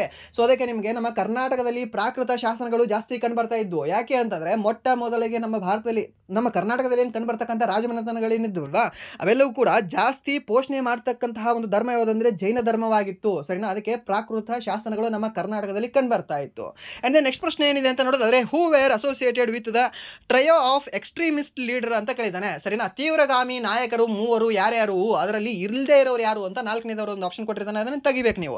ಬಟ್ ಇಲ್ಲಿ ಟೋಟಲಿ ನಾವು 3+1 ಅಂತ ಹೇಳ್ತೀವಿ. ಯಾರನ್ನ? ತೀವ್ರಗಾಮಿಗಳಲ್ಲಿ 3+1 ಯಾರ್ಯಾರು? ಲಾಲ್, ಬಾಲ್ ಮತ್ತು ಪಾಲ್ ಪ್ಲಸ್ ಅರವಿಂದೋ ಘೋಷ್ ಅಂತ ಹೇಳ್ತೀವಿ, ಸರಿನಾ. ಇವರು 1 ಟೋಟಲಿ 4 ಜನ ಅಂತ ನಾವು ಹೇಳ್ತೀವಿ. ಯಾರನ್ನ? ಲಾಲ್, ಬಾಲ್, ಪಾಲ್ ಮತ್ತು ಅರವಿಂದೋ ಘೋಷನ್ ಅವರು ಈ ಒಂದು ತೀವ್ರಗಾಮಿ ನಾಯಕರಾಗಿದ್ದಾರೆ. ಸೊ ಹಾಗಾದರೆ ಲಾಲಾ ಲಜಪತ್ ರಾಯ್ ಅವರು ಯಾವ ರಾಜ್ಯದವರು? ಪಂಜಾಬ್ ರಾಜ್ಯದವರು. ಆ್ಯಂಡ್ ದೆನ್ ಬಾಲ್ ಗಂಗಾಧರ್ ತಿಲಕ್ ಅವರು ಯಾವ ರಾಜ್ಯದವರು? ಸೊ ಅವಾಗ ನೀವು ಹೇಳಬೇಕಾಗತ್ತೆ ಈ ಒಂದು ಮಹಾರಾಷ್ಟ್ರ ರಾಜ್ಯದವರು ಅಂತ. ಆ್ಯಂಡ್ ದೆನ್ ಲಾಲ್, ಬಾಲ್, ಪಾಲ್ ಪಿ ಅಲ್ವಾ. ಈ ಒಂದು ಬಿಪಿನ್ ಚಂದ್ರ ಪಾಲ್ ಯಾವ ಒಂದು ರಾಜ್ಯದವರು ಅಂತ ಕೇಳ್ತಾನೆ, ಸರಿನಾ. ಬಿಪಿನ್ ಚಂದ್ರ ಪಾಲ್ ಅವರು ಬಂದುಬಿಟ್ಟು ಈ ಒಂದು ಪಶ್ಚಿಮ ಬಂಗಾಳ ರಾಜ್ಯದವರಾಗಿದ್ದಾರೆ. ಸರಿನಾ? ಯಾಕೆ ಹೇಳ್ತಾ ಇದ್ದೀನಿ ಅಂತಂದರೆ ಇವ್ರ ಬಗ್ಗೆ ಕ್ವಶನ್ ಕೇಳಿದ್ದಾನೆ. ಸರಿನಾ? ಯಾರ್ದು ಈ ಬಾಲಗಂಗಾಧರ ತಿಲಕ್ ಅವ್ರ ಬಗ್ಗೆನೂ ಕೇಳಿದ್ದಾನೆ ಪ್ರಶ್ನೆ. ಆ್ಯಂಡ್ ದೆನ್ ಈ ಒಂದು ಬಿಪಿನ್ ಚಂದ್ರ ಪಾಲ್ ಅವ್ರ ಬಗ್ಗೆ ಕೂಡ ಪ್ರಶ್ನೆ ಕೇಳಿದ್ದಾನೆ. ಯಾವ ಒಂದು ರಾಜ್ಯದವರು ಇವರು, ಯಾವ ಒಂದು ರಾಜ್ಯಕ್ಕೆ ಸಂಬಂಧ ಹೊಂದಿದವರು ಇವರು, MG ರಾನಡೆ ಯಾವ ಒಂದು ರಾಜ್ಯಕ್ಕೆ ಸಂಬಂಧ ಹೊಂದಿದವರು. ಸೊ ಈ ರೀತಿ ಪ್ರಶ್ನೆಗಳನ್ನ ಕೇಳಿದ್ರೆ ನೆನ್ಪಿಟ್ಕೊಳ್ಳಿ. ಆ್ಯಂಡ್ ದೆನ್ ಅರವಿಂದೋ ಘೋಷ್ ಏನಿದಾರಲ್ವ ಅವರು ಅರವಿಂದೋ ಆಶ್ರಮವನ್ನು ಸ್ಥಾಪನೆ ಮಾಡ್ತಾರೆ. ಇಲ್ಲಿ ಪಾಂಡಿಚೇರಿಯಲ್ಲಿ ಸ್ಥಾಪನೆ ಮಾಡ್ತಾರೆ. ಅದನ್ನು ಕೂಡ ನೆನ್ಪಿಟ್ಕೊಳ್ಳಿ, ಕೇಳಬಹುದು ನಿಮಗೆ. ಆ್ಯಂಡ್ ನೆಕ್ಸ್ಟ್ ಪ್ರಶ್ನೆ ಏನಿದೆ ಅಂತಂದರೆ ಭಾರತದಲ್ಲಿ ನ್ಯಾಯಾಧೀಶರ ನೇಮಕಾತಿಯನ್ನು ಯಾವ ಸಂಸ್ಥೆ ಅಥವಾ ಆಯೋಗವು ಮಾಡುತ್ತದೆ ಅಂತ ಕೇಳಿದ್ದಾನೆ. ಇದನ್ನು ಶಿಫಾರಸು ಮಾಡೋರು ಯಾರು ಅಂತಂದರೆ ಕೊಲಿಜಿಯಂ ವ್ಯವಸ್ಥೆ ಏನಿದೆ ಅಲ್ವಾ, ಆ ಒಂದು ಕೊಲಿಜಿಯಂ ಸಂಸ್ಥೆ ಇದನ್ನು ಶಿಫಾರಸು ಮಾಡುತ್ತದೆ. ಭಾರತದ ನ್ಯಾಯಾಧೀಶರ ನೇಮಕಾತಿಯನ್ನು ಭಾರತ ಸರ್ಕಾರದ ಅಧ್ಯಕ್ಷರು ಮಾಡುತ್ತಾರೆ. ಬಟ್ ಯಾರ ಒಂದು ಸಲಹೆ ಮೇರೆಗೆ ಮಾಡುತ್ತಾರೆ ಅಂತ ನೋಡಿದರೆ ಕೊಲಿಜಿಯಂ ವ್ಯವಸ್ಥೆಯ ಕೊಲಿಜಿಯಂ ಸಂಸ್ಥೆಯ ಒಂದು ಶಿಫಾರಸಿನ ಮೇರೆಗೆ ಅವರು ಆಯ್ಕೆಯನ್ನು ಮಾಡ್ತಾರೆ. ಯಾರು? ನಮ್ಮ ಭಾರತದ ಪ್ರೆಸಿಡೆಂಟ್. ಸೊ ಕೊಲಿಜಿಯಂ ಮುಖ್ಯ ನ್ಯಾಯಮೂರ್ತಿ ಮತ್ತು ಸುಪ್ರೀಂ ಕೋರ್ಟ್ನ 4 ಹಿರಿಯ ನ್ಯಾಯಾಧೀಶರನ್ನು ಒಳಗೊಂಡಿದೆ. ಸರಿನಾ? ಇದರಲ್ಲಿ ಕೊಲಿಜಿಯಮಲ್ಲಿ ಯಾರ್ಯಾರಿದ್ದಾರೆ ಅಂತ ಕೇಳ್ಬೋದು. ಕೊಲಿಜಿಯಮಲ್ಲಿ ಮುಖ್ಯ ನ್ಯಾಯಮೂರ್ತಿ ಇರ್ತಾರೆ. ಸರ್, ಮುಖ್ಯ ನ್ಯಾಯಮೂರ್ತಿನ ನೇಮಕ ಮಾಡೋಕ್ಕೆ ಮತ್ತು ಈ ಕೊಲಿಜಿಯಂ ಇದೆ. ಸೊ ಹಾಗಾದರೆ ಮತ್ತೆ ಮುಖ್ಯ ನ್ಯಾಯಮೂರ್ತಿ ಇರ್ತಾರಾ? ಇವಾಗ ಪ್ರಸ್ತುತ ಯಾರಿದ್ದಾರೆ? BR ಗವಾಯಿ ಅವರು ಇದ್ದಾರೆ. ಸೊ ಇವಾಗ ಕೊಲಿಜಿಯಮಲ್ಲಿ ಈ BR ಗವಾಯಿ ಅವರು ಇರ್ತಾರೆ. ನೆಕ್ಸ್ಟ್ 53ನೇ ಮುಖ್ಯ ನ್ಯಾಯಮೂರ್ತಿಯನ್ನು ಸೆಲೆಕ್ಟ್ ಮಾಡೋದ್ರಲ್ಲಿ ಇವರು ಪ್ರಮುಖ ಪಾತ್ರವನ್ನು ವಹಿಸ್ಕೊಳ್ತಾರೆ. ಸರಿನಾ? ಅರ್ಥ ಆಯ್ತಾ? ಇವಾಗ ಹೀಗೆ ನೆನ್ಪಿಟ್ಕೊಳ್ಳಿ ಇದನ್ನು. ಮುಖ್ಯ ನ್ಯಾಯಮೂರ್ತಿ ಇರ್ತಾರೆ, ಹಾಗೆ ಸುಪ್ರೀಂ ಕೋರ್ಟ್ನ ಇತರ 4 ಹಿರಿಯ ನ್ಯಾಯಾಧೀಶರು ಇದರಲ್ಲಿ ಇರ್ತಾರೆ. ಸರಿನಾ? ಆ್ಯಂಡ್ ದೆನ್ 2015ರಲ್ಲಿ ರಾಷ್ಟ್ರೀಯ ನ್ಯಾಯಾಂಗ ನೇಮಕಾತಿ ಆಯೋಗ NJAC ಅನ್ನು ಅಸಂವಿಧಾನಿಕ ಎಂದು ಘೋಷಿಸಲಾಯಿತು. ಆದ್ದರಿಂದ ಪ್ರಸ್ತುತ ನ್ಯಾಯಾಧೀಶರ ನೇಮಕಾತಿಯನ್ನು ಕೊಲಿಜಿಯಂ ವ್ಯವಸ್ಥೆಯಿಂದ ಮಾಡಲಾಗುತ್ತದೆ. ಇದನ್ನು ಎಷ್ಟನೇ ಒಂದು ತಿದ್ದುಪಡಿಯ ಮೂಲಕ ಅಸಂವಿಧಾನಿಕ ಎಂದು ಘೋಷಣೆ ಮಾಡ್ತಾರೆ?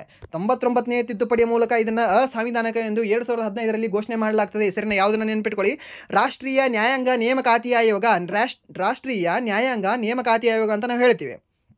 ಸರಿನಾ? NJAC ನೆನ್ಪಿಟ್ಕೊಳ್ಳಿ. ಯಾವ ಒಂದು ವರ್ಷ? 2015ರಲ್ಲಿ ಎಷ್ಟನೇ ತಿದ್ದುಪಡಿ? 99ನೇ ತಿದ್ದುಪಡಿ. ಆ್ಯಂಡ್ ದೆನ್ ನೆಕ್ಸ್ಟ್ ಪ್ರಶ್ನೆ, ಯಾವ ರೀತಿಯ ಮಣ್ಣು ಆಮ್ಲೀಯ ಸ್ವಭಾವವನ್ನು ಹೊಂದಿದೆ? ಈ ರೀಸೆಂಟಾಗಿ ನಾನು ನಿಮಗೆ ಒಂದು ಟೆಲಿಗ್ರಾಮಲ್ಲಿ ಒಂದು ವಿಡಿಯೋ ಕೂಡ ಹಾಕಿದೆ, G ಪರಮೇಶ್ವರ್ ಅವ್ರದ್ದು, ನಮ್ಮ ಕರ್ನಾಟಕದ ಹೋಮ್ ಮಿನಿಸ್ಟರ್. ಸರಿನಾ? ಇವಾಗ ಧರ್ಮಸ್ಥಳ ರಿಲೇಟೆಡ್ ಮಾತಾಡುವಾಗ ಅಲ್ಲಿ ಜಾಸ್ತಿ ಡೆಡ್ ಬಾಡಿಗಳು, ಆ ಒಂದು ಅನಾಮಿಕ ವ್ಯಕ್ತಿ ಇದ್ರೇ ಡೆಡ್ ಬಾಡಿಗಳಲ್ಲಿ ನಾನು ಜಾಸ್ತಿ ಇದ್ರೇ ಬರಿ ಮಾಡಿದ್ದೀನಿ, ನಾನು ಮಣ್ಣು ಮಾಡಿದ್ದೀನಿ. ಅದು ಇವಾಗ ಆತ ಪಾಯಿಂಟ್ಗಳನ್ನು ತೋರಿಸ್ತಾ ಇದ್ದಾನೆ. ಅಲ್ಲಿ ಪಾಯಿಂಟ್ಗಳಲ್ಲಿ ಒಂದು 2 ಪಾಯಿಂಟು ಅಥವಾ ಒಂದು 3 ಪಾಯಿಂಟಲ್ಲಿ ಜಸ್ಟ್ ಹೆಣಗಳು ಸಿಕ್ಕಿದ್ದಾವೆ, ಮೀನ್ಸ್ ಬಾಡಿ ಸಿಕ್ಕಿದೆ, ಸ್ಕೆಲಟನ್ ಸಿಕ್ಕಿದೆ, ರಿಮೈನಿಂಗಲ್ಲಿ ಏನೂ ಸಿಕ್ಕಿಲ್ಲ ಅಂತ ಹೇಳ್ತಾ ಇರೋ ಒಂದು ರೀಸನಿಂದ G ಪರಮೇಶ್ವರ್ ಅವರು ಒಂದು ಮಾತು ಹೇಳ್ತಾರೆ. ಸರಿನಾ? ಸೊ ಅಲ್ಲಿ ಈ ಒಂದು ಲ್ಯಾಟ್ರೇಟ್ ಸಾಯಿಲ್ ಇದೆ, ಆ ಲ್ಯಾಟ್ರೇಟ್ ಸಾಯಿಲಲ್ಲಿ ಅತಿ ಹೆಚ್ಚು ಆ್ಯಸಿಡ್ ಕಂಟೆಂಟ್ ಕಂಡುಬರೋ ಕಾರಣದಿಂದ ಸ್ಕೆಲೆಟನ್ಗಳೇನಿದಾವಲ್ವ ಅದು ಕರಗಿರೋ ಚಾನ್ಸಸ್ ಸಾಕಷ್ಟು ಇರುತ್ತೆ. ಸೊ ಅದಕ್ಕೆ ಈ ಒಂದು FSL ವರದಿಯಲ್ಲಿ ನಾವು ಈ ಒಂದು ಮಣ್ಣನ್ನು ಕೂಡ ಕಳಿಸಿದ್ದೀವಿ ಅಂತ ಅವರು ಒಂದು ಗ್ರೇಟ್ ಮಾತು ಹೇಳ್ತಾರೆ. ಸರಿನಾ? ಮೇ ಬಿ ನಾನು ನಾರ್ಮಲಿ ಯಾವ ಒಂದು ಪೊಲಿಟಿಷಿಯನ್ ಕೂಡ ನಾನು ಇದನ್ನು ಮಾಡಲ್ಲ, ಗ್ರೇಟ್ಫುಲ್ ಅಂತ ನಾನು ಹೇಳೋದಿಲ್ಲ, ಅದಾದ ನಂತರ ಯಾರು ಕೂಡ ನಾನು ಪ್ರೇಸ್ ಮಾಡೋದಿಲ್ಲ. ಬಟ್ ಈ ಒಂದು ರೀಸನಿಂದ ಮೇ ಬಿ ಒಂದು ರೀತಿ ಏನೋ ಮಾತಲ್ಲಿ ಸ್ವಲ್ಪ ದೊಡ್ಡವರಾದರು ಅನಿಸುತ್ತೆ ಅವರು. ಸೊ ಅದನ್ನು ಕೂಡ ನೀವು ನೆನ್ಪಿಟ್ಕೊಳ್ಳೋದ್ರಿಂದ ಅದು ಕೂಡ ನಿಮಗೆ ಎಕ್ಸಾಮಿಗೆ ಹೆಲ್ಪ್ಫುಲ್ ಆಗುತ್ತೆ. ಈ ಒಟ್ಟಿನಲ್ಲಿ ರೆಡ್ ಕಲರ್ ಏನು ಸಾಯಿಲ್ ಕಂಡು ಬರುತ್ತಲ್ವಾ, ಲ್ಯಾಟ್ರೈಟ್ ಯಾವ ಕಲರಲ್ಲಿ ಕಂಡು ಬರುತ್ತೆ ನಿಮಗೆ? ಸಾಯಿಲ್ ರೆಡ್ ಕಲರಲ್ಲಿ ಕಂಡು ಬರುತ್ತೆ, ಅದು ಕೂಡ ನಿಮ್ಗೆ ಗೊತ್ತಿರಲಿ. ಸರಿನಾ? ಈ ರೆಡ್ ಕಲರ್ ಸಾಯಿಲು, ಈ ರೆಡ್ ಸಾಯಿಲು ಮತ್ತು ಲ್ಯಾಟ್ರೈಟ್ ಸಾಯಿಲ್ದು ಸೇಮ್ pH ವ್ಯಾಲ್ಯೂ ಇದೆ ನಿಮಗೆ. ಸರಿನಾ? ಎಷ್ಟು pH ವ್ಯಾಲ್ಯೂ ಕಂಡು ಬರುತ್ತೆ? 4.5 ಇಂದ ಈ 6ವರೆಗೂ ನಿಮಗೆ ಈ ಒಂದು pH ವ್ಯಾಲ್ಯೂ ಕಂಡು ಬರುತ್ತೆ. 4.5 to 6. ಸರಿನಾ? ಈ ಒಂದು pH value, power of hydrogen ಅಂತ ನಾವು ಹೇಳ್ತೀವಿ. ಏನಾದರೂ ಅದು 7ಕ್ಕಿಂತ ಕಡಿಮೆ ಇದ್ದರೆ ಅದನ್ನು ನಾವು ಆ್ಯಸಿಡ್ ಅಂತ ಹೇಳ್ತೀವಿ. ಸರಿನಾ? ಮೀನ್ಸ್ ಆ್ಯಸಿಡ್ ಇದೆ ಅಲ್ವಾ ಇವೆರಡು ಮಣ್ಣುಗಳಲ್ಲಿ. ಸೊ 2 ಮಣ್ಣುಗಳಲ್ಲಿ ಆ್ಯಸಿಡ್ ಕಂಡು ಬರುತ್ತೆ. ಸೊ ಇಲ್ಲಿ ನಿಮಗೆ ಆಪ್ಷನ್ ಏನು ಕೊಟ್ಟಿದ್ದಾನೆ? ಮೆಕ್ಕಲು ಮಣ್ಣು ಅಂತ ಕೊಟ್ಟಿದ್ದಾನೆ. ಮೆಕ್ಕಲು ಮಣ್ಣಲ್ಲಿ ನಿಮಗೆ ಆ್ಯಸಿಡ್ ಕಂಡು ಬರುತ್ತಾ? ಕಡಿಮೆ ಕಂಡು ಬರೋದೇ ಇಲ್ಲ ಅಂತಲ್ಲ, ಬಟ್ ಇನ್ನು ಫುಲ್ ಎಷ್ಟು ಲೋ 0.1 ಆ ಥರ. ಆ್ಯಂಡ್ ದೆನ್ ಕೆಂಪು ಮಣ್ಣಲ್ಲಿ ಕಂಡು ಬರುತ್ತೆ. ಸೊ ಎಷ್ಟು? 4.5 ಇಂದ 6ವರೆಗೂ ಕಂಡು ಬರುತ್ತೆ. ಆ್ಯಂಡ್ ದೆನ್ ಕಪ್ಪು ಮಣ್ಣಲ್ಲಿಲ್ಲ. ಆ್ಯಂಡ್ ದೆನ್ ಮರುಭೂಮಿ ಮಣ್ಣು ಇಲ್ಲ. ಸೊ ಇದಕ್ಕೆ ಸರಿಯಾದ ಉತ್ತರ ಯಾವುದಾಗುತ್ತೆ ಅಂದರೆ ಕೆಂಪು ಮಣ್ಣು ಆಗುತ್ತೆ. ಕೆಂಪು ಮಣ್ಣು ಕೊಟ್ಟಿರಲಿಲ್ಲ ಅಂದರೆ ಲ್ಯಾಟ್ರೈಟ್ ಸಾಯಿಲ್ ಆಗಿರೋದು ನೋಡಿ ನಿಮಗೆ. ನೀವೇನಾದರೂ ನ್ಯೂಸ್ ಫಾಲೋ ಮಾಡ್ತಾ ಇದ್ದರೆ, ಆ ಒಂದು ಕೇಸ್ನ ನೀವೇನಾದರೂ ಫಾಲೋ ಮಾಡ್ತಾ ಇದ್ರೆ ಕೂಡ ಅದು ಕೂಡ ನೀವು ಈಸಿಯಾಗಿ ಹಾಕ್ಬೋದು ಇದು ಆನ್ಸರ್ಗೆ. ಮೀನ್ಸ್ ಏನಾದರೂ ಈ ಶಿಫ್ಟಲ್ಲಿ ಇವತ್ತು ಫಸ್ಟ್ ಶಿಫ್ಟಲ್ಲಿ ಬರೆದಿದ್ರೆ ಹಾಕ್ಬೋದು, ಬಟ್ ಫಾಲೋ ಮಾಡ್ತಾ ಇರಿ. ಸರಿನಾ? ಸೊ ಆ ಒಂದು ನ್ಯೂಸ್ ಇರೋದ್ರಿಂದ ನಿಮಗೆ ಕರ್ನಾಟಕ ಮುಂದೆ ಏನು ಎಕ್ಸಾಮ್ ಬರುತ್ತಲ್ವಾ, ಇವಾಗ ನೋಟಿಫಿಕೇಶನ್ ಆಗುತ್ತೆ ಅದು ಇದು ಅಂತ ವಾಟೆವರ್ ಅದೆಲ್ಲವೂ ಕೂಡ ಸ್ವಲ್ಪ ನ್ಯೂಸಲ್ಲಿ ಎದ್ದಿದೆ ಅಲ್ವಾ. ಬಟ್ ನೀವು ಈ ಸೆಂಟ್ರಲ್ ಗೌರ್ಮೆಂಟ್ಗೆ ಓಕೆ ಪ್ರಿಪ್ರೇಷನ್ ಮಾಡ್ತಾರೆ. ಹಾಗೆ ಕೆಲವೊಬ್ಬರು ಟಚ್ ಏನಿರುತ್ತೆ ಅಂದರೆ ಸ್ಟೇಟ್ ಗೌರ್ಮೆಂಟ್ಗೆ ಅಂತ ಓದಿರ್ತೀರ, ಸ್ಟೇಟ್ ಗೌರ್ಮೆಂಟ್ ಕೆಲವೊಬ್ಬರೇ ಟಚ್ ಇರುತ್ತೆ. ಸರಿನಾ? ಆ ಟಚ್ ಇರೋರು ಈ ಕೇಸ್ ಏನಿದೆ ಅಲ್ವಾ, ಆ ಕೇಸನ್ನು ಸ್ವಲ್ಪ ನೀಟಾಗಿ ಅಬ್ಸರ್ವ್ ಮಾಡ್ತಾ ಬನ್ನಿ. ಮೀನ್ಸ್ ಯಾವುದೋ ಒಂದು ಚಿಕ್ಕ ಪುಟ್ಟ ಏನೇ ಇರಲಿ ಅದನ್ನು ನೀಟಾಗಿ ಅಬ್ಸರ್ವ್ ಮಾಡ್ತಾ ಬನ್ನಿ. ಇವಾಗ ಸ್ಕೆಲೆಟಾನ್ ಸಿಕ್ಕಿದೆ ಅಂತ ಹೇಳ್ತಾ ಇದ್ದಾರಲ್ವಾ, ಓಕೆ ನಿಮ್ಮ ಸೆಂಟ್ರಲ್ ಗೌರ್ಮೆಂಟವ್ರಿಗೆ ಯೂಸ್ ಆಗಲ್ಲ ಅಂತಲ್ಲ, ಇದೇನು ಸುಮ್ಮನೆ ಯಾವುದೋ ಒಂದು ಕತೆ ಹೇಳ್ತಾ ಇಲ್ಲ. ಬಟ್ ಇಲ್ಲಿ ನಿಮಗೆ ಏನು ಅಂತಂದರೆ ಅಲ್ಲಿಯೂ ಕೂಡ ನಾವು ಓಕೆ ಒಂದು ಮಾನವೀಯತೆಯ ದೃಷ್ಟಿಯಿಂದ ನಾವು ಅಲ್ಲಿಂದ ಸಪೋರ್ಟ್ ಮಾಡೋದು ಏನು ವಾಟೆವರ್ ಅದೆಲ್ಲವೂ ಕೂಡ ಮಾಡೋದು. ಆ್ಯಂಡ್ ದೆನ್ ವಿತ್ ಅಲ್ಲಿ ಏನು ಸೈಂಟಿಫಿಕ್ ಆಗಿ ನಾವು ಇದನ್ನು ತಿಳ್ಕೊಳ್ಬಹುದು. ಆ್ಯಂಡ್ ದೆನ್ ಅಲ್ಲಿ ಏನು ಮಾಹಿತಿಯನ್ನು ನಾವು ತಿಳ್ಕೊಳ್ಬಹುದು, ಏನೇನು ಮಾಹಿತಿಯಲ್ಲಿ ನಮಗೆ ಯೂಸ್ಫುಲ್ ಆಗುತ್ತೆ ಅದನ್ನು ಕೂಡ ತಗೊಳ್ತಾ ಬನ್ನಿ. ಸರಿನಾ? ಸ್ಕೆಲೆಟನ್, ಇವಾಗ ಯಾವುದೋ ಒಂದು ಸ್ಕೆಲೆಟನನ್ನು ನೋಡಿ ಅದು ಗಂಡು ಅಥವಾ ಹೆಣ್ಣು ಅಂತ ನಾವು ಹೇಳೋಕ್ಕಾಗತ್ತಾ? ಎಸ್ ಆರ್ ನೋ ಅಂತ ಹೇಳಿ. ಯಾವುದಾದ್ರೂ ಇವಾಗ ಬರೀ ಮಾಡಿ ಒಂದು ಸಮ್ ಇಯರ್ಸ್ ಆಗಿದೆ, ಒಂದು 10 ಇಯರ್ಸ್ ಆಗಿದೆ, ಒಂದು ಸಮಥಿಂಗ್ 1 ಇಯರ್ಸ್ ಆಗಿದೆ. ಸೊ ಅಷ್ಟು ಇಯರ್ಸ್ ಆದಮೇಲೆ ಆಫ್ಟರ್ ಮೀನ್ಸ್ 5 ವರ್ಷಕ್ಕಿಂತ ಜಾಸ್ತಿ ಆಗಿದೆ. ಸೊ ಆ ಒಂದು ಬಾಡಿಯನ್ನು ನೋಡಿ ನಾವು ಹೆಣ್ಣು ಅಥವಾ ಗಂಡು ಅಂತ ಹೇಳೋಕ್ಕಾಗತ್ತಾ? ಸಾಧ್ಯ ಇಲ್ಲ, ಸರಿನಾ. ನಮ್ಮ ಹಿಪ್ ಬೋನ್ ಅಂತ ನಾವು ಹೇಳ್ತೀವಿ. ಆ ಹಿಪ್ ಬೋನನ್ನು ನೋಡಿ ನಾವು ಅದು ಗಂಡು ಅಥವಾ ಹೆಣ್ಣು ಒಂದು ಸ್ಕೆಲೆಟನ್ ಇದೆ ಅಂತ ನಾವು ಹೇಳ್ಬೋದು, ಸರಿನಾ. ಅದೇನಾದರೂ ರೀಸೆಂಟಾಗಿ ಅದು ಬರಿಯಾಗಿತ್ತು, ಅದನ್ನು ನಾವು ರಿಟರ್ನ್ ಏನೋ FSLಗೆ ತೊಗೊಂಡು ಹೋಗಿದ್ವಿ ಅಂತಂದರೆ, ಇಲ್ಲ ಅಂತಂದರೆ ಅದನ್ನು ನಾವು FSLಗೆ ಹೋದ್ಮೇಲೆ ಅಲ್ಲಿ ಸೈಂಟಿಫಿಕ್ ಆಗಿ ನಾವು ಚೆಕ್ ಮಾಡಿದ ಮೇಲೆ ಹೇಳಬೇಕಾಗುತ್ತೆ, ಸರಿನಾ. ಇದು ಗೊತ್ತಿರಲಿ ನಿಮಗೆ. ಯಾಕೆಂದರೆ ರೀಸೆಂಟಾಗಿ ಯಾವನೋ ಒಬ್ಬ ಕಳ್ಳ ಡಾಕ್ಟರ್ ಅನಿಸುತ್ತೆ, ಆತ ಇದನ್ನು ಅಲ್ಲಿ ಯಾವುದು ಕೂಡ ಹೆಣ್ಣು ಬಾಡಿಗಳೇ ಇಲ್ಲ, ಅದನ್ನು ನೋಡಿದ್ರೆ ಹೇಳ್ತೀನಿ ನಾನು ಅದು ಗಂಡು ಬಾಡಿ ಇದೆ ಅಂತ, ಸರಿನಾ. ಕಾಲಿನ ಮೂಳೆ ತೊಗೊಂಡು ಯಾನ್ ಸರ್ ಹೇಳ್ತಾನೆ ಅಲ್ವಾ. ಸೊ ಇದು ನಾನು ಸೈನ್ಸ್ ಬ್ರಾಂಚಿಂದ ಅಲ್ಲ, ಬಟ್ ಆದರೂ ಕೂಡ ನನಗೆ ಗೊತ್ತಾಗ್ತಿದೆ ಅಂತಂದರೆ ಆ ಡಾಕ್ಟರ್ ಆಗ್ತಿಲ್ಲ ಅಂತ. ಸೊ ನೀವು ಕೂಡ ಸ್ವಲ್ಪ ತಿಳ್ಕೊಳ್ಳಿ. ಆ ಕೇಸ್ ಏನಿದೆ ಅಲ್ವಾ, ಸ್ವಲ್ಪ ನೀಟಾಗಿ ಅಬ್ಸರ್ವ್ ಮಾಡ್ತಾ ಬನ್ನಿ. ನಿಮಗೆ ಡೈರೆಕ್ಟಾಗಿ ಕ್ವಶನ್ ಕೇಳಲ್ಲ, ಯಾವನ ಮೇಲೆ ಕೇಸ್ ಹಾಕಿದ್ರಾ, ಯಾವನಿಗೆ ಗಲ್ ಶಿಕ್ಷೆ ಹಾಕಿದ್ರಾ, ಏನಿದ್ರೆ ಅನ್ನೋ ಫುಲ್ ಫಾಸಿ ಆಯಿತಾ ಅಥವಾ ಏನು ಬಿಟ್ಟೇ ಬಿಟ್ರಾ ಕೇಳಲ್ಲ. ಬಟ್ ಅದ್ರ ಹಿಂದ್ಗಡೆ ಇರ್ತಕ್ಕಂತಹ ಮಾಹಿತಿ ಏನಿದೆ ಅಲ್ವಾ, ಕೆಲವೊಂದು ನಿಮಗೆ ಕೇಳ್ತಾನೆ. ನಮ್ಮ ದೇಹದಲ್ಲಿರೋ ಬೋನ್ಗಳಾಗಿರಲಿ, ಸ್ಕೆಲೆಟಾನ್ ರಿಲೇಟೆಡ್ ಆಗಿರಲಿ, ಮಣ್ಣಿನ ರಿಲೇಟೆಡ್ ಆಗಿರಲಿ, ಆ್ಯಂಡ್ ಅಲ್ಲಿರೋ ಕಾರ್ಡಿನ ರಿಲೇಟೆಡ್ ಆಗಿರಲಿ, ವಾಟ್ ಎವರ್ ಆಗಿರಲಿ, ಏನೇ ಆಗಿರಲಿ, ಒಟ್ಟಿನಲ್ಲಿ ನಿಮಗೆ ಆ ಒಂದು ರಿಲೇಟೆಡ್ ಒಂದು ಕ್ವಶನ್ ಪಕ್ಕ ಬಂದೇ ಬರುತ್ತೆ, 100ಕ್ಕೆ 100. ಆ್ಯಂಡ್ ನೆಕ್ಸ್ಟ್ ಪ್ರಶ್ನೆ ಏನಿದೆ ಅಂತ ನೋಡೋದಾದರೆ, ಓಕೆ ಇಲ್ಲಿದೆ ನೋಡಿ, 4.5 to 6.5, 4.5 to 6.5 ಒಂದು pH ವ್ಯಾಲ್ಯೂ ಹೊಂದಿದೆ, ಸರಿನಾ. ಯಾವುದು? ಕೆಂಪು ಮಣ್ಣು ಆಮ್ಲೀಯ ಸ್ವಭಾವವನ್ನು ಹೊಂದಿರುತ್ತೆ. ನೆನ್ಪಿಟ್ಕೊಳ್ಳಿ, ಕೇಳ್ತಾನೆ. ಆ್ಯಂಡ್ ನೆಕ್ಸ್ಟ್ ಪ್ರಶ್ನೆ ಏನಿದೆ ಅಂತಂದರೆ, ಭಾರತದಲ್ಲಿ ಹೈಕೋರ್ಟ್ ನ್ಯಾಯಾಧೀಶರನ್ನು ವರ್ಗಾವಣೆ ಮಾಡುವ ಅಧಿಕಾರ ಯಾರಿಗಿದೆ ಅಂತ ಕೇಳಿದಾನೆ. ಇದನ್ನು ವರ್ಗಾವಣೆ ಮಾಡುವ ಅಧಿಕಾರ ರಾಷ್ಟ್ರಪತಿ ಬಳಿ ಇದೆ. ಎಷ್ಟನೇ ಒಂದು ವಿಧಿಯ ಮೂಲಕ ವರ್ಗಾವಣೆ ಮಾಡ್ತಾರೆ? ಸೆಂಟ್ರಲ್ ಗೌರ್ಮೆಂಟ್ನ ಒಂದು ಫೇವ್ರೇಟ್ ಆರ್ಟಿಕಲ್ ಯಾವುದು? 222 ಬಿಟ್ಟು ಅವ್ರನ್ನ ವರ್ಗಾವಣೆ ಮಾಡ್ತಾರೆ. ಅವ್ರನ್ನ ಏನಾದರೂ ಸಿಟ್ಟು ಬಂತು ಅಂದರೆ, ಕೋಪ ಬಂತು ಅಂದರೆ 2 ಬಿಡ್ತಾರೆ ತಾನೆ. ಸೊ ಆ ರೀತಿ 2 ಬಿಟ್ಟು ಅವರನ್ನು ಒಂದು ರಾಜ್ಯದಿಂದ ಮತ್ತೊಂದು ರಾಜ್ಯಕ್ಕೆ ವರ್ಗಾವಣೆ ಮಾಡತಕ್ಕಂಥ ಅಧಿಕಾರ ಯಾರಿಗಿದೆ ಅಂದರೆ ರಾಷ್ಟ್ರಪತಿಗಳಿಗಿದೆ, ಸರಿನಾ. ರಾಷ್ಟ್ರಪತಿಗಳ ಜೊತೆ ಏನಾದರೂ ಈ ಹೈಕೋರ್ಟ್ ನ್ಯಾಯಾಧೀಶರು, ಮುಖ್ಯ ನ್ಯಾಯಾಧೀಶರು 2 ಬಿಟ್ಟರು ಅಂತಂದರೆ ಅವರಿಗೆ 2 ವಿಧಿಯ ಮೂಲಕ ಅವರನ್ನು ವರ್ಗಾವಣೆ ಮಾಡ್ತಾರೆ ಅಂತ ನೆನ್ಪಿಟ್ಕೊಳ್ಳಿ, ಸರಿನಾ. ಅದನ್ನು ಯಾರ ಜೊತೆ ಸಮಾಲೋಚಿಸಿ ಮಾಡ್ತಾರೆ ಅಂತ ಕೇಳ್ತಾನೆ. ಅವಾಗ ನೀವು ಹೇಳಬೇಕಾಗಿದೆ, ಭಾರತದ ಮುಖ್ಯ ನ್ಯಾಯಮೂರ್ತಿಗಳ ಸಲಹೆಯ ಮೇರೆಗೆ ಅವ್ರ ಜೊತೆ ಸಮಾಲೋಚನೆ ಮಾಡಿ ಅದನ್ನು ತೀರ್ಮಾನವನ್ನು ತಗೊಳ್ತಾರೆ, ಸರಿನಾ. ಸುಮ್ಮನೆ ಅವರವರೇ ತಗೊಳ್ಳೋದಿಲ್ಲ. ಹೋಗಪ್ಪ ನೀನು ಕರ್ನಾಟಕದ ಮುಖ್ಯ ನ್ಯಾಯಮೂರ್ತಿ, ನೀನು ಇಲ್ಲಿ ಇರೋದಕ್ಕೆ ನಿನ್ಗೆ ಇಷ್ಟ ಇಲ್ಲ, ವಿಬ್ರು ಪಟೇಲ್, ನೀನು ಅಲ್ಲಿ ಹೋಗಪ್ಪ ಅಂತ ಕಳಿಸೋದಿಲ್ಲ, ಸರಿನಾ. ಗೊತ್ತಿರಲಿ ನಿಮಗೆ. ಆ್ಯಂಡ್ ನೆಕ್ಸ್ಟ್ ಪ್ರಶ್ನೆ ಏನಿದೆ ಅಂತಂದರೆ, officer of the order of arts and letters ಗೌರವವನ್ನು ಪಡೆದವರು ಯಾರು ಅಂತ ಕೇಳಿದ್ದಾರೆ, ಸರಿನಾ. 2025ರಲ್ಲಿ officer of the order of arts and letters ಗೌರವವನ್ನು ಪಡೆದಿರತಕ್ಕಂತಹ ವ್ಯಕ್ತಿ ಯಾರು ಅಂತಂದರೆ ಪಾಯಲ್ ಕಪಾಡಿಯಾ ಅಂತ ಹೇಳ್ತೀವಿ, ಸರಿನಾ. ಎಲ್ಲಿದೆ ಪಾಯಲ್ ಕಪಾಡಿಯಾ? ಓಕೆ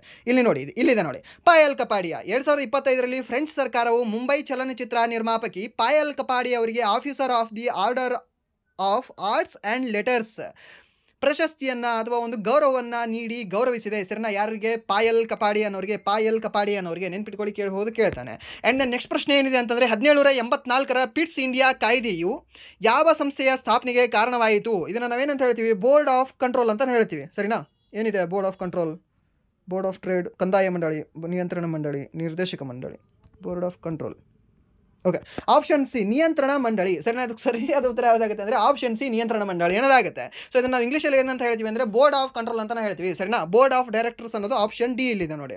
ಸೊ ಇಲ್ಲಿ ಡಿ ಅಲ್ಲ, ಬಟ್ ಇಲ್ಲಿ ಸರಿಯಾದ ಉತ್ತರ ಯಾವುದಾಗುತ್ತೆ ಅಂದರೆ ಆಪ್ಷನ್ ಸಿ. 1784ರ ಪಿಟ್ಸ್ ಇಂಡಿಯಾ ಕಾಯ್ದೆಯ ಮೂಲಕ ಒಂದನ್ನು ಸ್ಥಾಪನೆ ಮಾಡ್ತಾರೆ. ಯಾವುದನ್ನ ಅಂತಂದರೆ ನಿಯಂತ್ರಣ ಮಂಡಳಿ ಅಥವಾ ಬೋರ್ಡ್ ಆಫ್ ಕಂಟ್ರೋಲ್ಸನ್ನು ಸ್ಥಾಪನೆಯನ್ನು ಮಾಡ್ತಾರೆ, ಸರಿನಾ. ಸೊ ಇಲ್ಲಿ ಮುಂದ್ಗಡೆ ಕೊಟ್ಟಿದ್ದು ನೋಡಿ, ಇಲ್ಲಿ ಸ್ವಲ್ಪ ಮಾಹಿತಿ. ಪಿಟ್ಸ್ ಇಂಡಿಯಾ ಕಾಯ್ದೆ 1784ರ ಭಾರತದ ಆಡಳಿತ ಮತ್ತು ರಾಜಕೀಯ ವ್ಯವಹಾರಗಳನ್ನು ಮೇಲ್ವಿಚಾರಣೆ ಮಾಡಲು ನಿಯಂತ್ರಣ ಮಂಡಳಿಯನ್ನು ಸ್ಥಾಪಿಸಲಾಯಿತು. ಬೋರ್ಡ್ ಆಫ್ ಕಂಟ್ರೋಲನ್ನು ಸ್ಥಾಪನೆ ಮಾಡಲಾಯಿತು.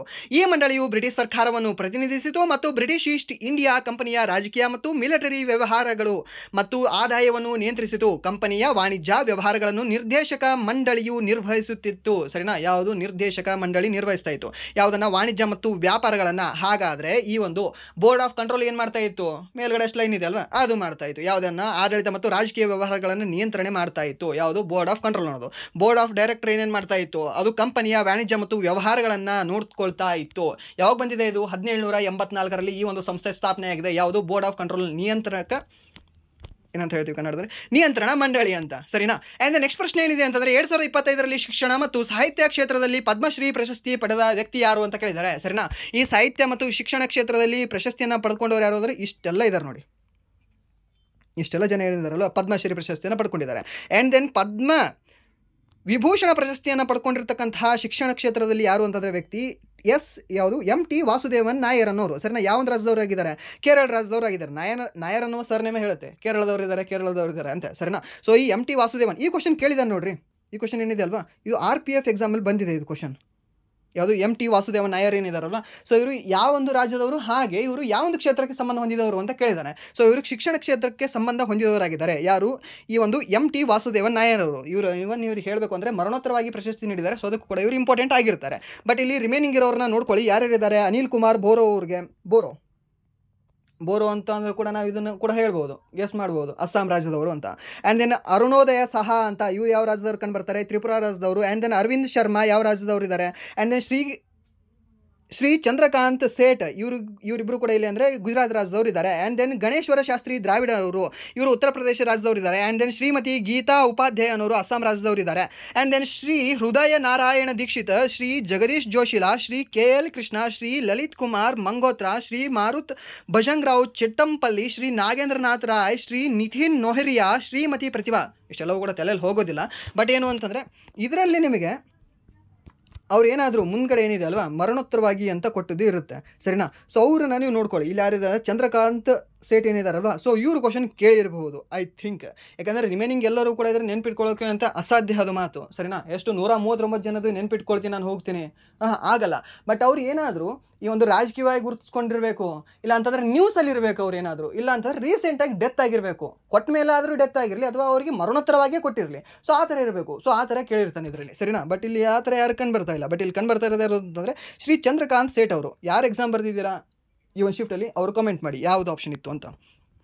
ಆ್ಯಂಡ್ ನೆಕ್ಸ್ಟ್ ಪ್ರಶ್ನೆ ಏನಿದೆ ಅಂತಂದರೆ, ಈ ಪಾಸ್ಪೋರ್ಟ್ ಪರಿಚಯಿಸುವ ಉದ್ದೇಶವೇನು ಅಂತ ಕೇಳಿದ್ದಾರೆ, ಸರಿನಾ? ಈ ಪಾಸ್ಪೋರ್ಟ್ ಪರಿಚಯಿಸುವ ಮುಖ್ಯ ಉದ್ದೇಶ ಭದ್ರತೆ ಮತ್ತು ಗುರುತವನ್ನು ಬಲಪಡಿಸುವುದಾಗಿತ್ತು.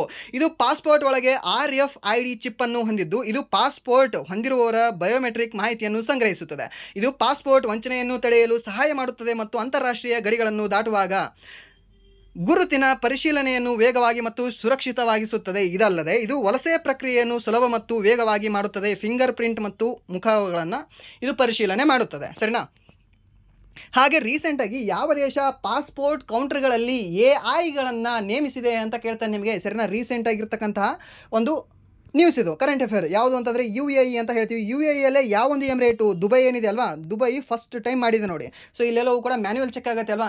ಒಬ್ಬರು ಮೇಡಮ್ ಕೂತಿರ್ತಾರೆ, ಒಬ್ಬರು ಸರ್ ಕುಂತಿರ್ತಾರೆ. ಸೊ ಅವ್ರು ಏನು ಮಾಡ್ತಾರೆ, ನಿಮ್ಮ ಪಾಸ್ಪೋರ್ಟ್ ನೀನೇ ಇದೆಯಲ್ಲ ಗುರು ಅಂತ ನಿನ್ನ ಕಣ್ಣು ಮೂಗು ಮುಖ ನೋಡ್ತಾರೆ. ಓಕೆ, ನೀನೇ ಇದೆಯಾ, ಮ್ಯಾಚ್ ಆಗ್ತಿದೆಯಾ, ಏನು ಉಗ್ರಗಾಮಿ ಇದೆಯಾ ಅಂತ, ಸರಿನಾ? ಬಟ್ ಅದನ್ನು ಬಿಟ್ಟು ಮನುಷ್ಯರನ್ನು ತೆಗೆದುಹಾಕಿ ಅಲ್ಲಿಗೆ AI ತಂದಿರತಕ್ಕಂತಹ ಮೊಟ್ಟ ಮೊದಲ ಜಗತ್ತಿನ ದೇಶ ಯಾವುದು ಅಂದರೆ UAE. ಅದರಲ್ಲಿ ನಿಮಗೆ ರಾಜ್ಯ ಕೇಳಿದ್ರೆ ಅವಾಗ ನೀವು ಹೇಳಬೇಕಾಗುತ್ತೆ ದುಬೈ ರಾಜ್ಯ, ದುಬೈ ಎಮಿರೇಟ್ಸ್ ಅಂತ ನೀವು ಹೇಳಬೇಕಾಗುತ್ತೆ, ಸರಿನಾ? ಈ ಪಾಸ್ಪೋರ್ಟ್ ಕೂಡ ಸಿಗೋದು ಕಷ್ಟ. ನಾನು ಕೂಡ ಅಪ್ಲೈ ಮಾಡಿದ್ದೆ 6-8 ಮಂತ್ ಬ್ಯಾಕ್, ನನಗೆ ಸಿಗಲಿಲ್ಲ, ರಿಜೆಕ್ಟ್ ಆಯಿತು. ಮತ್ತು ಅಪ್ಲೈ ಮಾಡೋಣ. ಆ್ಯಂಡ್ ನೆಕ್ಸ್ಟ್ ಪ್ರಶ್ನೆ ಏನಿದೆ ಅಂತ ನೋಡಿದ್ರೆ, ಈ ಕೆಳಗಿನವುಗಳಲ್ಲಿ ಯಾವುದು DGPN ಜೊತೆಗೆ ಸಂಬಂಧ ಹೊಂದಿಲ್ಲ ಅಂತ ಕೇಳಿದ್ದಾನೆ. DRDO ಆಪ್ಷನ್ ಕೊಟ್ಟಿದ್ದಾನೆ. DRDO ಏನಿದೆ ಅಲ್ವಾ, DGPN ಜೊತೆ ಸಂಬಂಧವನ್ನು ಹೊಂದಿಲ್ಲ. ಸೊ ಇದು ಕೂಡ ನ್ಯೂಸಲ್ಲಿ ಇತ್ತು, ಇದು ನಿಮ್ಗೆ ಗೊತ್ತಿರುತ್ತೆ. DGPN ಯಾವುದು? ಡಿಜಿಟಲ್ ಪೋಸ್ಟಲ್ ಇಂಡೆಕ್ಸ್ ಪಿನ್ ಅಂತ ಹೇಳ್ತೀವಿ. ಇದನ್ನು ನಿಮಗೆ ಟೆಲಿಗ್ರಾಮ್ ಗ್ರೂಪಲ್ಲೂ ಕೂಡ ಅಪ್ಲೋಡ್ ಮಾಡಿದೆ. ನಿಮಗೆ ಸಾಕಷ್ಟು ಟೆಲಿಗ್ರಾಮ್ ಗ್ರೂಪಲ್ಲೂ ಕೂಡ ಇದ್ರ ಬಗ್ಗೆ ಮಾಹಿತಿ ಸಿಗ್ತಾ ಇತ್ತು ನಿಮಗೆ ಅವಾಗ, ಯಾಕಂದರೆ ಇದು ಇಂಪಾರ್ಟೆಂಟ್ ಕ್ವಶನ್ ಇದು. ಸೊ ಇದ್ರ ಜೊತೆಗೆ ಸಂಬಂಧ ಹೊಂದಿರೋರು ಯಾರ್ಯಾರು ಸಂಬಂಧ ಹೊಂದಿದ್ದಾರೆ? ಒಂದು ಇಸ್ರೋದವ್ರು ಸಂಬಂಧ ಹೊಂದಿದ್ದಾರೆ, ISRO ಇಸ್ರೋದವ್ರು ಸಂಬಂಧ ಹೊಂದಿದ್ದಾರೆ. ಆ್ಯಂಡ್ ದೆನ್ ಈ ಪೋಸ್ಟ್ ಆಫೀಸ್ ಏನಿದೆ ಅಲ್ವಾ, ಅವ್ರು ಸಂಬಂಧ ಹೊಂದಿದ್ದಾರೆ. ಮತ್ತು ಈ IIT ಹೈದರಾಬಾದ್ ಏನಿದೆ ಅಲ್ವಾ, ಆ IIT ಹೈದರಾಬಾದ್ ಅನ್ನೋದು ಕೂಡ ಇದಕ್ಕೆ ಸಂಬಂಧವನ್ನು ಹೊಂದಿದೆ, ಸರಿನಾ? ನೆನ್ಪಿಟ್ಕೊಳ್ಳಿ, ಕೇಳ್ಬೋದು, ಕೇಳ್ತಾನೆ. ಆ್ಯಂಡ್ ದೆನ್ ಇಲ್ಲಿ ನೋಡೋದಾದರೆ DGPN digital postal index number ಅನ್ನು ಇಂಡಿಯಾ ಪೋಸ್ಟ್, IIT ಹೈದರಾಬಾದ್ ಮತ್ತು ಭಾರತೀಯ ಬಾಹ್ಯಾಕಾಶ ಸಂಶೋಧನಾ ಸಂಸ್ಥೆ ಇಸ್ರೋದ ಭಾಗವಾಗಿ ರಾಷ್ಟ್ರೀಯ ದೂರ ಸಂವೇದಿ ಕೇಂದ್ರ NRSC ಸಹಯೋಗದೊಂದಿಗೆ ಅಭಿವೃದ್ಧಿಪಡಿಸಿದೆ. DGPN ಒಂದು ಡಿಜಿಟಲ್ ವಿಳಾಸ ವ್ಯವಸ್ಥೆಯಾಗಿದ್ದು, ಇದು ಪ್ರತಿ 4x4 ಮೀಟರ್ ಪ್ರದೇಶಕ್ಕೆ 10 ಅಕ್ಷರಗಳ ಆಲ್ಫಾ ನ್ಯೂಮರಿಕ್ ಕೋಡ್ ಅನ್ನು ನಿಗದಿಪಡಿಸುತ್ತದೆ. ಇದು ಸ್ಥಳವನ್ನು ನಿಖರವಾಗಿ ಗುರುತಿಸಲು ಅನುವು ಮಾಡಿಕೊಡುತ್ತದೆ, ಸರಿನಾ? ಮೇ ಬಿ ಇದರಿಂದ ಮುಂದೆ ಕಳತನ ಕೂಡ ಜಾಸ್ತಿ ಆಗ್ಬೋದು ಅನಿಸುತ್ತೆ. ಬಟ್ ಇವಾಗ ಏನು ಪಿನ್ ಕೋಡ್ ಅಂತ ಇದೆ ಗೊತ್ತಾ? ಪಿನ್ ಕೋಡ್, ಈ ಪಿನ್ ಕೋಡ್ ಏನಿದೆ ಅಲ್ವಾ, ಪಿನ್ ಕೋಡನ್ನು ಕಂಪ್ಲೀಟಾಗಿ ವ್ಯಾನಿಷ್ ಆಗಿ ಮಾಡ್ತದೆ ಇದು.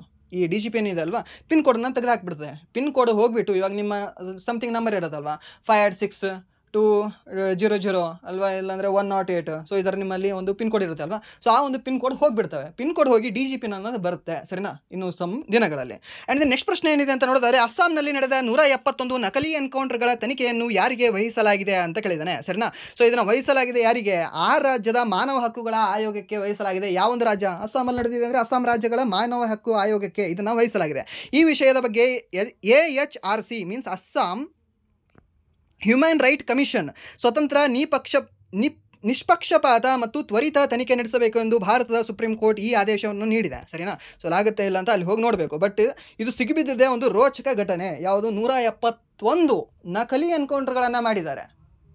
ಪೊಲೀಸ್ ಡಿಪಾರ್ಟ್ಮೆಂಟ್ ಮೇಲೆ ನಂಬಿಕೆ ಜಾಸ್ತಿ ಇದೆ. ಸರಿನಾ? ಆ್ಯಂಡ್ ನೆಕ್ಸ್ಟ್ ಪ್ರಶ್ನೆ ಏನಿದೆ ಅಂತಂದರೆ, ಜೈನ ಧರ್ಮ ಮತ್ತು ಬೌದ್ಧ ಧರ್ಮಗಳು ಯಾವ ಶತಮಾನದಲ್ಲಿ ಹುಟ್ಟಿಕೊಂಡವು?